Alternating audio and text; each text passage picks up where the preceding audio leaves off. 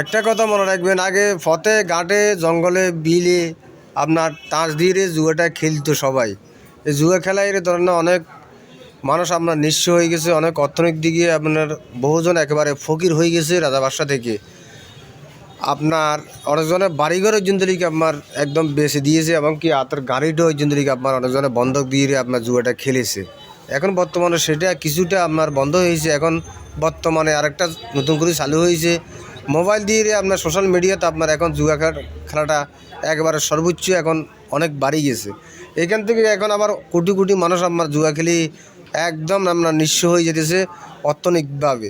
আপনি দেখেন আগে তো বনে জঙ্গলে যাই রে তাস খেলাতেও জুয়া খেলাতেও আপনার বিভিন্ন জায়গায়, এখন কিন্তু আপনার কোথাও যাওয়া লাগে না। এখন ঘরে বসিয়ে ধরেন না মোবাইলের মাধ্যমে সব কিছু সম্ভব। এখন এই টাচ মোবাইল দিয়ে আপনার জুয়া খেলায় মানুষ বহু মানুষ আছে একেবারে এখন বর্তমানে নিঃস্ব হয়ে যেতেছে। এইভাবে চলতে থাকলে ধরেন না যুব সমাজ তো যাইতেছে আমরা জাহান নামের দিকে। ধরেন না আমরা বয়স্ক যারা আছে ধরেন না কিছু বয়স হয়ে গেছে তাদের, তারা যে আগের যে নিশাটা ওই নিশাটা এখনও ছাড়তে পারে না, তারা এখনও খেলতেছে। কিন্তু এটা দিয়ে আজ পর্যন্ত কেউ কোটিপতি হয়েছে কি না আমার জানা নাই। আপনাদের যদি জানা থাকে অবশ্যই কমেন্ট বক্সে জানাবেন জুয়া খেলায় কেউ কি লাভবান হয়েছে কি না। আমার তো মনে হয় না যে এ পর্যন্ত আমি কখনো শুনি নাই কোনো জুয়ারি আমার লাভবান হয়েছে। নাতিন জামা আপনি শুনেছেন নাকি? না, আমি ওরকম কিছু শুনি নাই। বর্তমানে আসলে সোশ্যাল মিডিয়াতে যারা জুয়া খেলতেছেন তারা অনেক ফকির হইতেছেন। তারা এইসব জুয়া থেকে বিরত থাকবেন সব সময়। আল্লাহ আমাদেরকে এইসবগুলো থেকে বিরত রাখার হেদায়েত দান করে। আমিন। আসলে এটা তো আসলে ভালো জিনিস নয়। মনে করেন আপনার জুয়া এটা তো একবারে খারাপ জিনিস। আপনার অর্থনীতির দিকে আপনি কখনো আপনার কেউ লাভবান হয় না।